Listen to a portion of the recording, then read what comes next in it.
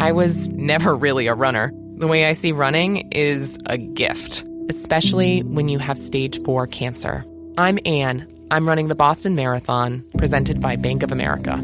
I run for Dana-Farber Cancer Institute to give people like me a chance to thrive in life, even with cancer.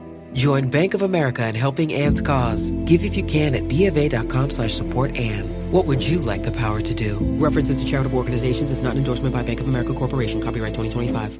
Hi, and welcome to the 10-Minute Food Truck Training Podcast. My name is Bill Moore. I'm a food truck business trainer, author of Food Truck 101, Beginner to Winner, and Food Truck 201, Get Off the Truck. This podcast is all about helping you start and grow your food truck business. For the last 2 weeks, a little over 2 weeks, I have been going over my book, Food Truck 101, Beginner to Winner, chapter by chapter, getting ready for the fall release of the audiobook, where I'll be reading the entire book, chapter by chapter, full contents. So what I've been doing the last couple of weeks is just giving you a little outline of what each chapter is all about. And today we are up to chapter 15, which is called Cash Flow. So cash flow, real simply, is money flowing through your business. Now, what that money does along the way through your business is what becomes important to you as a business owner, but it also becomes important to your staff and your suppliers as well. So when you have a line of guests come up and they throw a whole big bunch of money at you, that's the money coming into your business. Part of that money is going to obviously pay for food. It's going to be paying for the labor. It's going to be paying for your credit card processing. It's going to pay for your commissary, your cell phone, any repair and maintenance you got going on, propane, the gasoline, any contracts, any licenses you need to renew. All that money pays for all those expenses. And then hopefully, after you pay all of those expenses, you have some money that you're able to put into the bank. Now, some of that money is going to be reinvested back into your business. And then some of it's going to be profit for you as a bonus or a salary or whatever you want to term that particular income. So that's the cash flow through your business. The idea is to have much more coming in than you have going out. So when you start to find yourself struggling with cash flow, you want to make sure that you are doing a few things to help you get through those difficult times. Let's start with, you should always be checking your invoices every single time you go shopping, and then putting all of those new prices onto a spreadsheet, and that spreadsheet should alert you to let you know that, hey, it's time to raise your menu prices. You should never, ever have to wonder, well, is it time to raise them yet? Because remember, if you have everything priced perfectly this week and something gets more expensive next week, do you know where that money comes from? That money comes directly out of your wallet. And the only choice you have is to either increase the price of the menu or decrease the portion, thereby reducing the cost to you. That's the only two choices.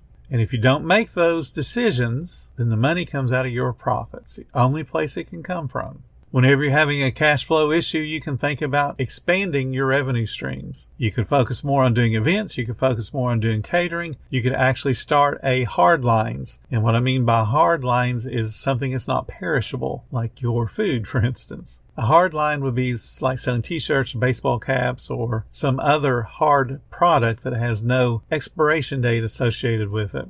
Each of those could create a small income stream increase. You want to always be evaluating your operating expenses. Am I getting the best price for propane? Am I getting the best price for gasoline? Is there some place that's going to have a little bit of savings on insurance? Can I find a commissary that's a little bit less expensive? You want to be doing all of those kind of things when you are experiencing cash flow issues. You might want to look around and liquidate any old inventory or old equipment that you have. Let's say you bought 2 cases of cups at the point you thought you were going to do awesome lemonade sales, and it just petered out and you decided, I'm not going to do lemonade. So now you got cups and lids and straw sitting around and you got equipment for the lemonade. Sell it. If you're having cash flow issues, sell the equipment, sell the old inventory. Make sure you're paying suppliers at the right time. Hopefully you have built up enough business credit that you are having at least one supplier that is giving you food today, knowing that you're going to pay it 10 or 15 or 30 days later. So you make sure you're paying the suppliers at the end of the due date. So if they're giving you 10 days, you take all 10 days to pay it. If they're giving you 15, take all 15 days. Just don't push it to the point where you're making late fees, because then that becomes counterproductive to your cash flow. When your cash flow is good, I suggest you open a business savings account and then be putting money aside into that account to get you through some of the lean times, especially if you have weather issues periodically. That'll help pay the bills that come due when it's raining for 2 weeks in a row. I would also look into a cash back credit card or debit card, and then buy all of your supplies that you possibly can through that, because that will give you cash back. And if you're using the cash credit card, the cash back credit card, you want to make sure you are paying that off monthly. Do not carry a balance, because now you're paying interest on top of what you have to pay back. So you can do some things to help yourself out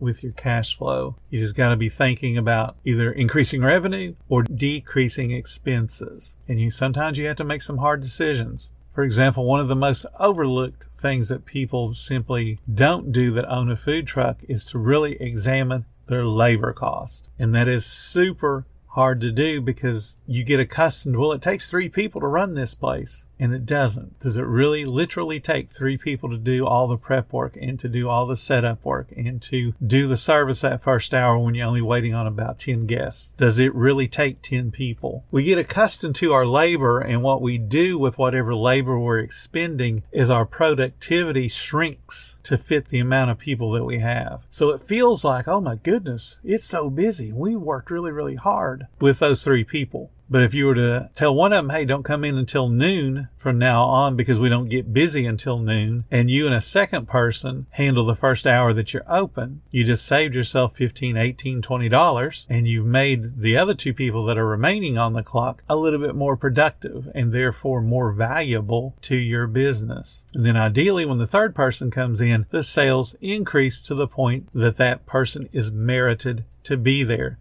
so that all 3 of you are as equally productive as when it was only 2 people there. But there are very few food trucks that bring in employees on a staggered schedule. They either bring them all in when they open, and then there's people standing around doing nothing, or they do worse, and they bring them all in when they do prep work. So you have 3 people on the food truck pretending like they're doing prep work when it only takes 1 person to do it. Make sure that you are paying attention to your labor, because you can save money there as well. And then on the other side of the labor, as far as bringing them in at staggered times, you can also send them home in staggered times. When it starts to slow down and it's consistently slow from 1 to 2, absolutely send somebody home. Drop down to 2 people. Just don't be afraid to schedule based on what your labor needs truly are, and that is productivity. Easiest way to define that is to establish a sales per man hour. 2 people can handle a certain amount of sales, and then once the sales reach a certain point, they cannot handle any more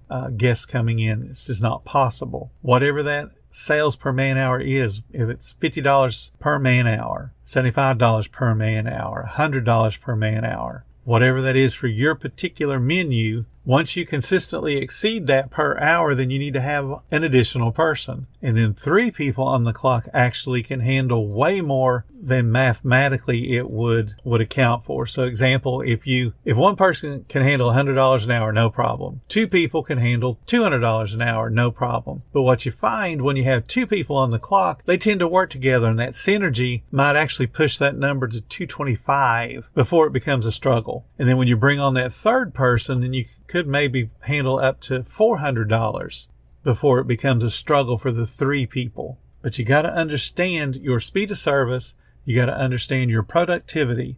And if you don't understand those things, then you're not being efficient with your money. You're not being efficient with your labor. And those things are going to eat up your cash flow. And what it does when it starts to eat up your cash flow is it makes your employees lazy. And then it becomes where the 3 of them can't handle a $200 hour because you've dumbed down their productivity. You've dumbed down their skills by allowing them to be on the clock when you didn't need them. And that's not their fault. That's your fault. Thank you guys so much for listening to the 10-Minute Food Truck Training Podcast. If you're finding all the information helpful to your food truck business, please become a monthly supporter of the podcast. Just hit the support button or follow the link in the description. Every little bit does help keep us going. Join our Facebook group. It's called Food Truck Training. We have a whole bunch of awesome members at all different levels, from brand new beginners to decades-old veterans. They've all got your back when it comes to helping you with your food truck. And again, thank you for listening. Come back tomorrow because you know I got plenty more to say when it comes to helping you and your food truck business grow.